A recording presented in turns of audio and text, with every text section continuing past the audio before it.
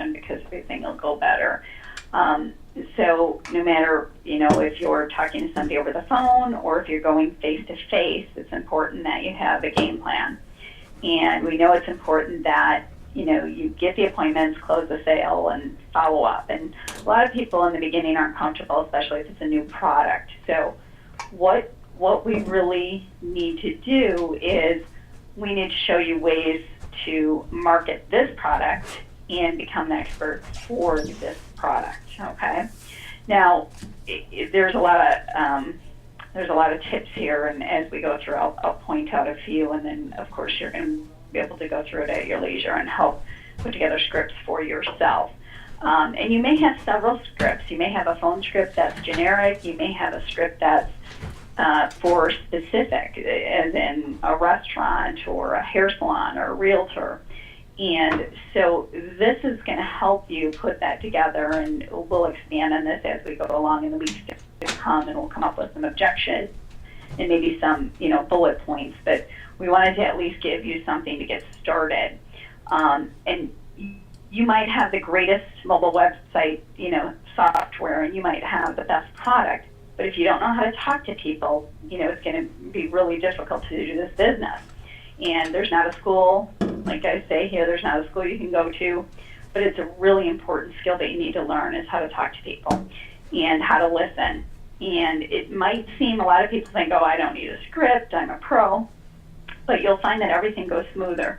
And professionals actually write everything down and do have scripts. So, become that professional and become that person. And when you're talking to, clients, you have to make sure that you've prepared.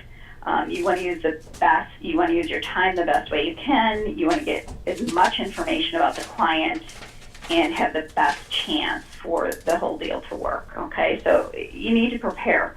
Even if you're just making a phone call, you need to prepare, okay? And this is what scripting is, all right?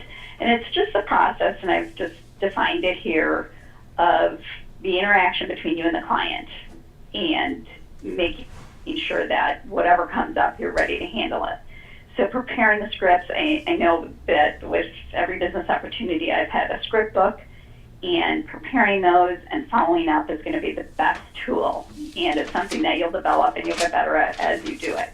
But writing it down and even anticipating how the conversation is going to go, and after you've done a few and closed a few people, you're going to see that you tend to get different people will actually bring up different scenarios. It's funny how that works. But when we go into some objections, you'll see if you tend to be the person that always comes back and says, they don't have enough money or it's not in the budget, you're tending to bring that up. And that's really usually something that you're saying that has them come out with that. So we're going to teach you about that. Okay. So you want to make sure that you've planned for all variation. In other words, no matter what your client's response is, you're going to anticipate a reply. Now, going on to the next section here, the scripts are going to help you to get, more out of every call. But you're also going to approach the selling with more motivation and more success because you're going to be really confident. Just like if, somebody was going out to make a movie and they didn't have a script, it wouldn't come out okay. But the professionals use the scripts, they're confident, it comes across properly. So this is the same thing. And since everyone on this call is more comfortable with their own words, that's why we didn't want to make generic scripts, because you're going to go in and stretch out and change anyway. So what we did was we put together the tips so you can make a script that really works for you. Okay, and hopefully this is what everybody will be able to use. Now, number one in script writing is that you want to open with interesting, brief, specific introduction of your service. The first couple minutes is really key on whether or not you're going to get their attention, whether or not they're going to stay on the phone with you or stand in front of you and talk to you. Okay, so an example here, hello, I'm a mobile solutions expert. My name is blah. I'd like to help you with your marketing and promotion, showing you our platform this week. What would be a good time to come by? Now, in this paragraph here, if you look, there's key phrases. You might not use mobile solution expert. You might find something that you feel more comfortable with. You might find something that's catchy or whatever that is. You need a key phrase, and you need to become that. Okay, you know that saying, fake it till you make it? That's what it's all about. Now, this allows your client to just get an accurate picture of, you know, what if they're going to need your product. So you want to make sure whatever that statement is that you open with gives them a clue of what you're talking about.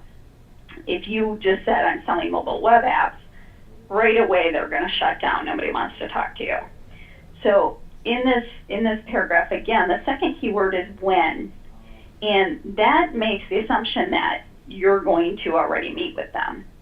And believe me, these keywords really do make a difference. So start to incorporate these words when you're putting together your script or your language when you're going to talk to your clients.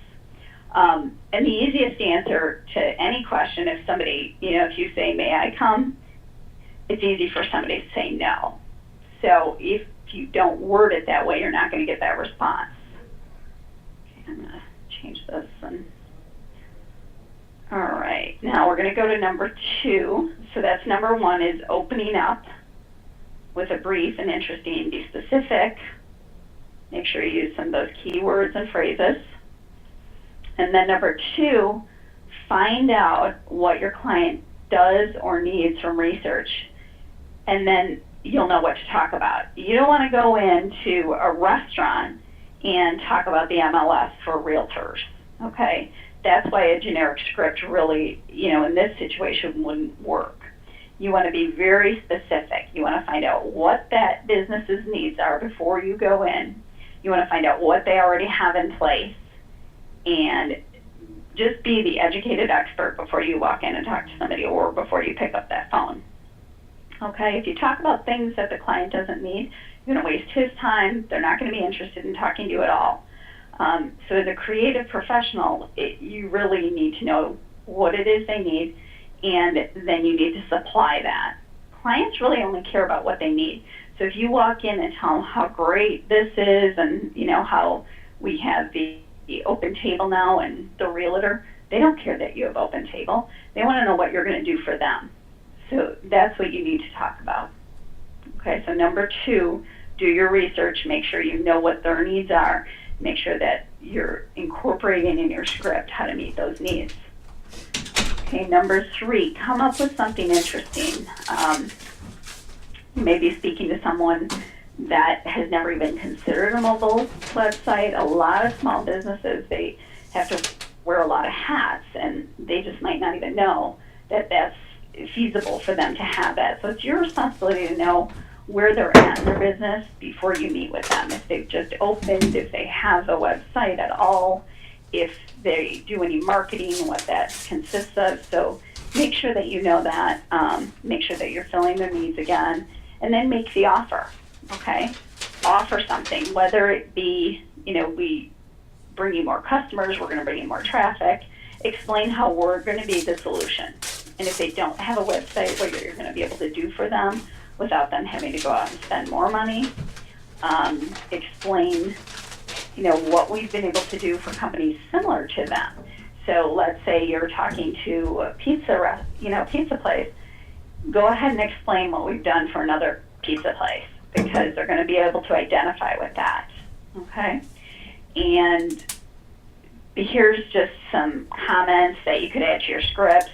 I think by having some ideas, it'll help you to put it into your words, and you'll come up with more ideas. But we've got some comments that you could use or write up your own, and that's what this whole section is.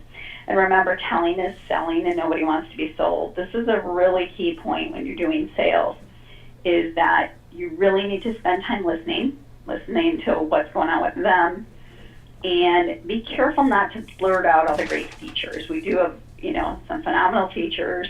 We're ahead of the game, but if you go ahead and blurt all that out, you're basically telling them and you're trying to sell them, and they know that. So they're going to shut down. Now, if, you know, here's just a couple other statements. You know, are you interested in creating an online community? And then it goes into, you know, talk about QR codes and just some statements that you think would be really compelling. And again, we can grow this list, and, you know, if you've got ideas, we can post those ideas of something that is working or comments that are working. But this is just to get your head thinking about what you want to incorporate when you are putting together some scripts. Okay, number 4 is always open. You want to always open questions that begin with how, who, what, when, where, and why, instead of closed questions, can, could, would, do. This will encourage the information gathering. It'll save time. It'll reduce the amount of rejection. I mean, you're going to have rejection, and that's okay. That's part of it. But it's going to reduce that, okay? Because you won't get the closed, when there's a closed question, it's really easy for somebody to just say no. But if you say things like, who's helping you right now to attract more customers, they can't say no. So it just opens up that door. And then you can find out more about them. And that's why you ask these questions. When are you looking to increase your customer base? Who in the company handles the marketing? These are questions that they're going to have to respond to. Okay, so always open, and just keep that in mind when you're putting together your verbiage. And then number 5, anticipate objections and questions about your services, and have the information so that you know how to answer those, and never hang up without an objective. So if you know you're going to make 5 sales calls, know what the objective is that day of what you plan to achieve, okay? And make sure that you either, have a follow-up time or an appointment. You just need to know in advance what you're looking for. If you are going to pick up the phone and call 20 businesses and you don't have a goal in mind, then you won't reach the goal. So it's really important that you know that in advance. And to successfully, accomplish that, when you do that, it's going to keep you motivated. You're going to be able to go day after day. And in the beginning, it might take, a couple days to close somebody versus once you've done it a few times, it's going to happen quicker, okay? Always ask for a follow-up appointment, and this is a good comment in here. When would be a good time to check back, with that free marketing consultation that, I can offer you, or how do you feel about a call in 2 weeks, a follow-up call? What would you be looking for in mobile apps? So ask them, because that's going to open the door and get them talking about it and thinking about, them personally having a mobile app. And again, we've got a creative product here because we can actually create their product prior to, which is going to be just so much easier to build rapport. So some of you, if that's your marketing plan, is to create the app before you even walk into the business, that's a great plan too. So you can tackle it that way. It just depends on, how you want to structure your day. And, if you want to spend a few minutes each day before you make a call and have that QR code ready for that business, that's just going to be more impactful. Okay, and just a couple other questions on there, and who's going to have final approval of the marketing. So these are tips, and again, Jeremy will have this posted so you can use this. If somebody has additional, we can add those too, and we'll also, throughout the time be adding to this and just making sure that you have tools that you can use. But this is a great tool just to put together scripts that will be more personal. Now I want to talk about, there's a couple other, keep going here, Jeremy. A couple other things I want to talk about. I want to talk about 7 ways to save time and maintain focus. Okay. It's very important, to increase your talk time. The more you can get in front of people, your voice is going to be your best tool. Okay. And call deeper and wider rather than leaving too many voicemail messages for one contact. So what that means is it's all numbers. So if you've called 20 businesses and you've struck out, a lot of people do that, and they'll keep calling those 20. Cast a wider net and go deeper, and then you're going to have more prospects, and the numbers always work. Okay. Learn how to identify strong prospects. If you ask the tough questions early in the call, like we just talked about, and ask the things that are going to pertain to growing their business, you're going to know right away who your strong prospects are. And then ask for less time from your prospects. Business owners are very, very busy. So many of them are doing multiple things now. So follow the 6-minute rule. Only request 6 minutes or less. Okay? The next one, hold on to good leads and let go of unproductive leads. It's, you've held them on for too long and they're not going anywhere. You need to let them go. It's a waste of your time, and it also is actually, it doesn't work in your mindset. And then focus on what you can control and let go of the issues beyond your control. 7 is be flexible as to, when you contact a new prospect. If you've got rules that, okay, work 9 to noon, that might be great for somebody that's, very established and can do that with a customer base. But in the beginning, you need to be more flexible. Figure out what time's going to be best, especially when, you're dealing with a restaurant owner. You're not going to want to go talk to them during the lunch or dinner hour, or if they're a breakfast place, you're not going to want to go. You need to be flexible as to different businesses and when they can meet with you. Okay, so we will post this. These are just pointers. And then we're going to go ahead and talk. This is just some good tips on why people don't have success right out of the gate, or, just keys. If you look over deals, and some of you may have not closed people yet, and some of you have, but if you look over and see the ones that closed and the ones that didn't, there's always going to be a key that you can learn, and you'll see a pattern also. But when a situation deteriorates, you need to take a look at that, because these are just bullet points of typical reasons that situations deteriorate. Number 1, Jeremy, can you read this okay? Is it big enough? Yes, I can. You did. Yep. Okay. All right. So the first one is, even though, a customer might have been responsive when you talked to them on the phone or in person and they were engaged, but then you never heard from them and never, there were no emails returned. Another situation would be when it's stretched out. This happens a lot. The sales cycle just stretches out, and, could be for one reason or another, but time kills all deals. The next one is price pressure was relentless, and basically that means that it always came back to money. And some people, that will be a pattern over and over, so you need to learn how to overcome that. The next is, when it comes time to sign the agreements, all of a sudden there's another decision maker, and they weren't involved up until that point. That happens often. And then prospects and even customers were indifferent to your solution, even though it was, very clear that they needed it. They just didn't see the benefits. Okay.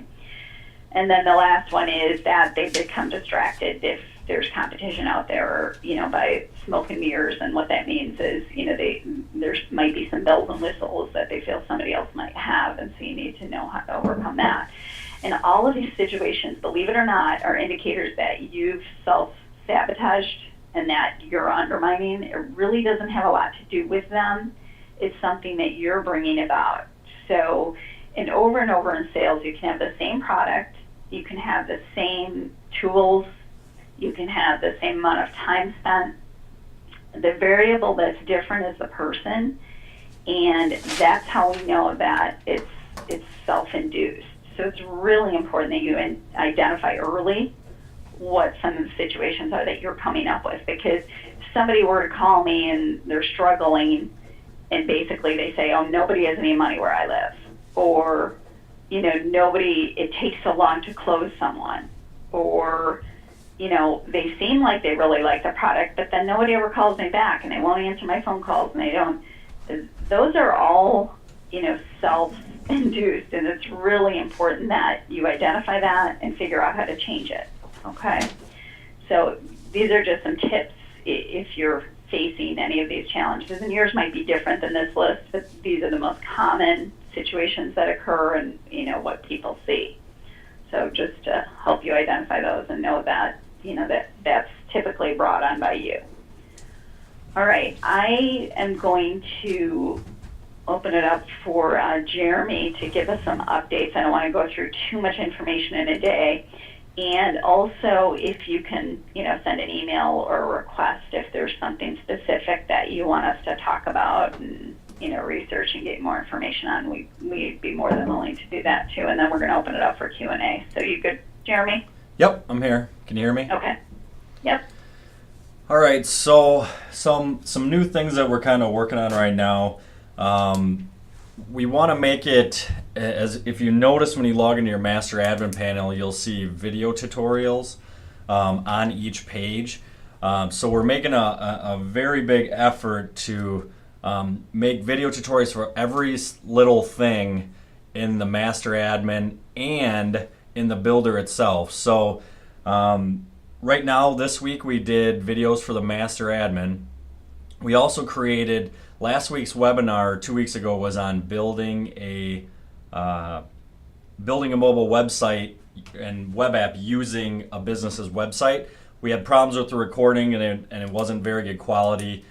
So I redid the whole thing on HD recording. And we're going to be posting that in the Learning Center video tutorials. So as far as on all the pages, you'll see a video tutorial. In your master admin right now, we're going to actually make a video tutorial and put one on every single page of the builder. So every, create a blog page, it's going to have a video tutorial, every single one, to help you if you're going to, if you're building the custom apps for your businesses, but also if you're letting them manage them or if you're even letting them build them, it'll help them walk them through all of those things. It will not, nothing will be branded with Multiply. So both of them, we created generic YouTube channels that the videos will be on. So there'll be no Multiply branding on any of that stuff. So again, on the builder, we're going to be doing some overhauling too, as far as some terminology and stuff to make everything more clear in the builder. But really, being able to have these educational pieces and resources on the builder itself and everywhere that you go with video tutorials is really going to help do the different pages and things like that. So that's coming. A big feature that we've been working on is being able to, in the builder right now, whenever you create a page, there's a add existing website link, and all that does is link to the to an existing external page. We're working on pulling all of that information in and reorganizing it into a mobile feed. So it's a lot of work and there's a lot to that. But it would be nice, if a business already has a page, that you could put in the URL and it automatically pull in the mobile feed of that, or actually just pull in all information, reorganize it mobile, and make it mobile on the site. And then when they would update that page, it would automatically update the mobile website and web apps. So that's a big feature that we've been working on. And there's a lot of little features as far as just little new additions. We still have the My Listings coming for real estate agents, and little things like that we'll be starting to get to again next week. So I think the major overhauls and big changes should be done for the most part this week. Besides that, pulling in websites. Then other than that, we should be focusing on from here on out just the adding new features and new pages, like the custom forms are coming, so you can create custom forms for the business. Being able to share the sites and have the business track them and give rewards, those kind of things will all be coming now since we have a lot of these big things done.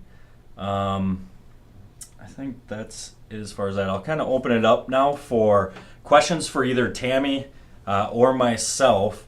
So all you have to do is raise your hand on that on the go-to webinar thing on there, and we will unmute you and you can ask a question to either Tammy as far as sales and things like that, or you can ask myself anything as far as the system and other questions you may have. So feel free to raise your hand and we will answer any of your questions.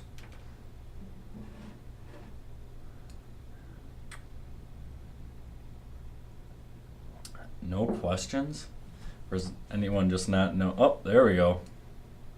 Bonnie's got one. Hi, Bonnie. Bonnie, can you talk? Tammy, can you hear me? I hear you. Bonnie, it sounds I'm not sure if you don't have a speaker or, but we cannot hear you.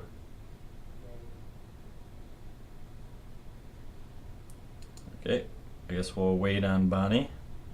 Bonnie might need to dial in. She might have just been listening on her computer.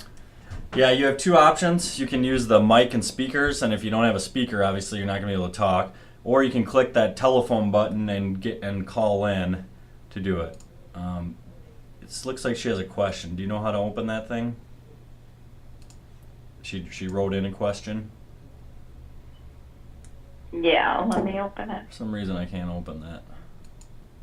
Oh, there we go.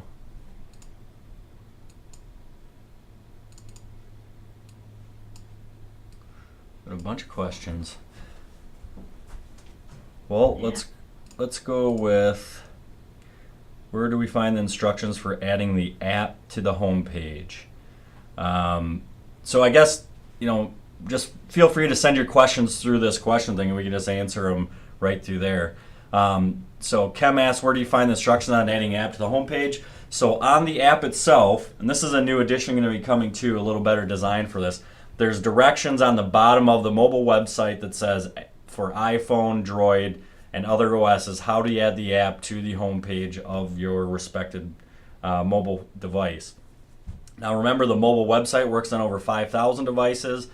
Adding it as an app is a new thing that Apple came out with, a little over a year ago, and is really growing in popularity. There's articles out there and stuff like that on web apps, but they